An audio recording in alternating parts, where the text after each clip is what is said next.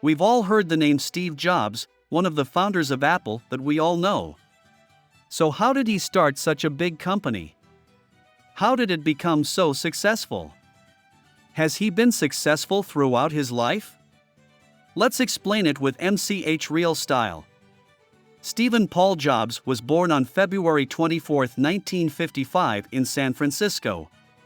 His biological parents gave him up for adoption to another family. Steve Jobs applied to Reed College in Oregon after graduating from Homestead High School in California in 1972. Although his application was accepted, he left after a period of time.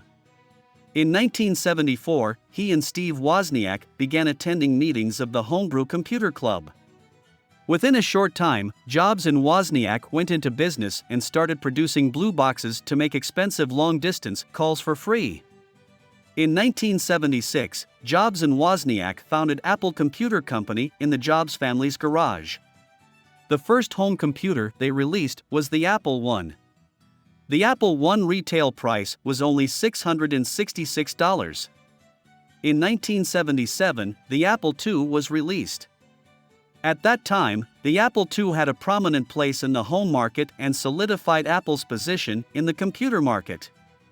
In December 1980, Apple Computer went public and entered the market with very good values.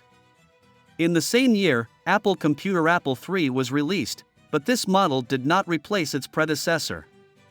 Thinking that Pepsi's CEO John Sculley was an executive who would make Apple Company known by the wider masses, Jobs said, "Do you want to sell sugar water for the rest of your life, or do you want to change the world?"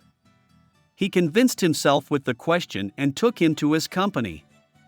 Steve Jobs was sacked and fired by his own hire, Sculley, after an internal argument in 1985. Fired from his own company, Jobs founded Next Computer. The technologically advanced Next was never commercially successful and was not used outside of scientific studies. In 1996, Apple bought Next for $429 million to bring Jobs back to the company he founded. As a result of very careful and consistent planning, then CEO Gil Amelio was fired and Steve Jobs was named interim CEO of Apple in 1997. After Next was acquired by Apple, Next's superior technology began to be used on Apple products. The most important product of this technological merger is Mac OS X. Mac OS X is an operating system developed by NextStep. After the iMac, which was launched with the developing technology in this period, an incredible increase was seen in sales.